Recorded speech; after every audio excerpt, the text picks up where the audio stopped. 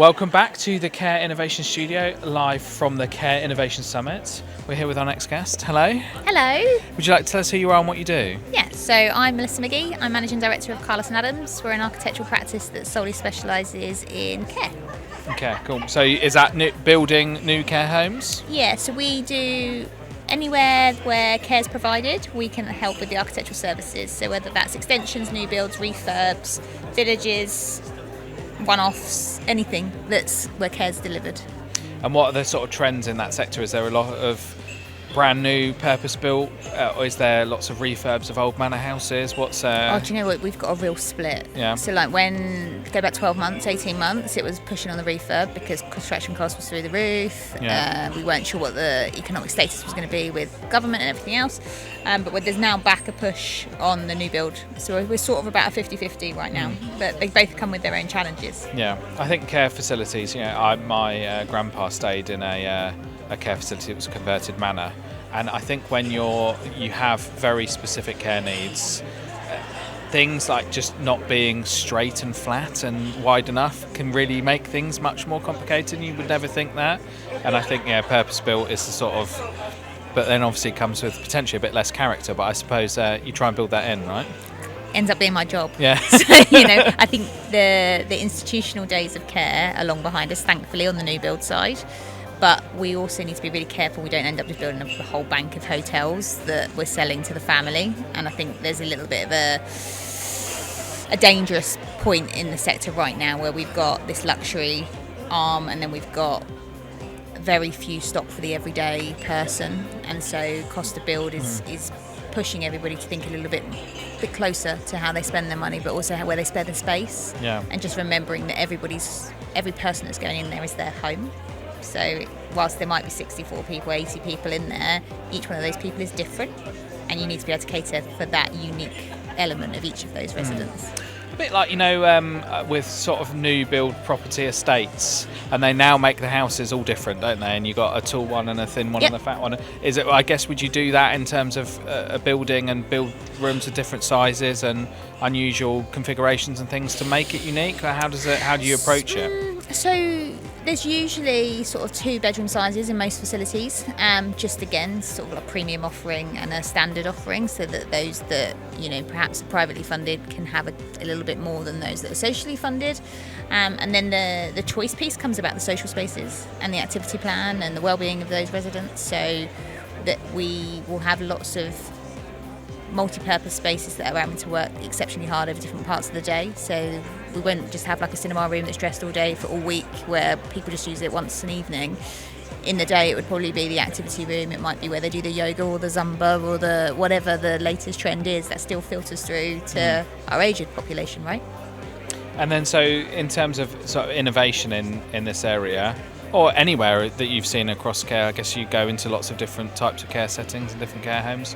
What are you seeing? What's come up for you? So we're seeing quite a push on intergenerational creations. So historically we were probably looking at care developments on edge of settlements or just outside settlement boundaries, whereas now the demise of the high street's actually bringing forward existing assets that could be converted. So hotels, we've had quite a few hotels come forward of can we convert so many floors to care and then perhaps put resi above it.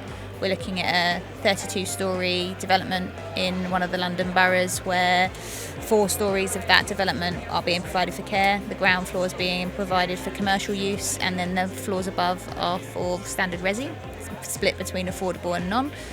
I think that's really great, right? That switches everybody's immediate thought to care provision. It's about integration, inclusion, and encouraging people to make a choice into a more of a community setting. So I think that's a big one on the innovation side that some people shy away from, but there's a real opportunity. Someone mentioned maybe a big old empty Debenhams would be an interesting, in the middle of an interesting town. Absolutely. Yeah, so some interesting so we opportunities. Looked at one in Richmond upon Thames, so a very affluent area. Used to be a former House of Fraser building, and they had planning consent for conversion to commercial and office space and a gym, but there was no need for the office space. So then we looked at a scheme for care, to go 40 beds care in the top, terrace on the roof. Why not? Why not? Because actually those people still want to be integrated. They want to see everything. The rooms that first sell in a care home are those overlooking the car park because they can see all the comings and goings. So why not stick them in the high street where they can see the blue lights and all the other challenges that we've got right now? You mentioned the intergenerational, so is that with sort of nurseries built in? So other, maybe building a care home that's got a community aspect built into it. There was one place that we've worked with that has a community hall that's built into it. That's part of the home. Yeah, I think there's loads of advantages of nurseries being integrated. One, childcare for staff. Care staff don't earn an awful lot, so anything we can support there gives a USP to that provider. There's a provider over in near Tooting Way, Apples and Honey, a Jewish care home. They're the first care home that did full integration and have a nursery on site, and they share nap time. They share milk and biscuits time, and they read. That, and I think that's lovely. Interesting.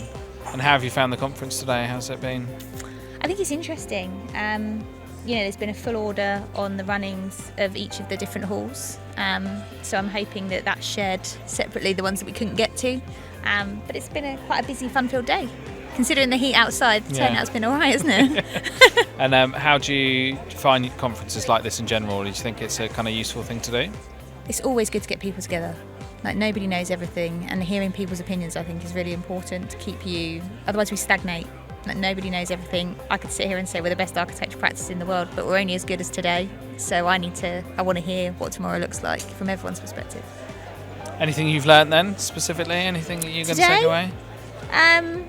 Well, someone else said big isn't always better, which is something I said a few months ago at another conference. So I feel like that's getting some traction, actually. And I think that's the thing to take away. One size doesn't fit all. I learned about something called, which you might know about, called LV, light reflective, LRV. Yep, LRV. Yeah. There you go.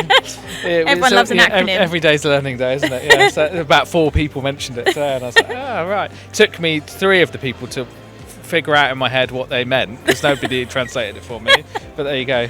Light reflective value. That's it, yeah. Interesting. So I have a final question for you. Go on. Scones. Yeah.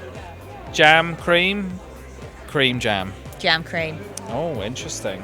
Always jam cream. Well, any argument behind it? Because you can't apply jam to cream. Jam is stickier. So you stick it on and then the cream sticks to the jam. You adding butter as well? Oh yeah, butter, jam, cream. It's the butter lunatics that bring it in that order. Oh, hello. Is this where I get a free scone? No, there's no scone. We should have brought some scones, shouldn't we? Yeah. I was going to ask the pineapple on pizza question, but always. Yeah, it's always okay. What else you got? It's been lovely to meet you. Thank you. Thank you very much. Cheers. We'll be back shortly.